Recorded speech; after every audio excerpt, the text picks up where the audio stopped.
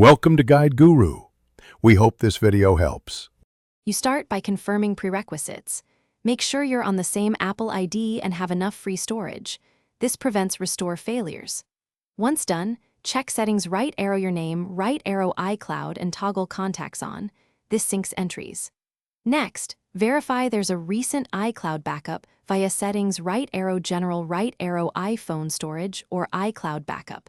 If not, perform a fresh backup now. This early validation saves time and avoids incomplete restores later in the process. You now decide the method: a full iCloud restore or selective export. If you pick full restore, go to settings, right arrow general, right arrow reset, right arrow erase all content and settings. Then set up and choose restore from iCloud backup, selecting the relevant date.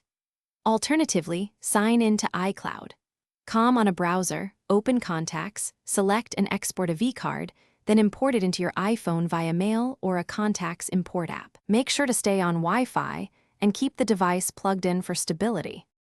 You finish by confirming that Contacts finish syncing. Open settings, right arrow your name, right arrow iCloud, and watch the progress.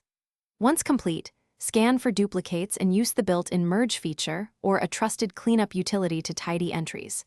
If contacts are missing or sync stalls, sign out of iCloud and sign back in, then force a sync.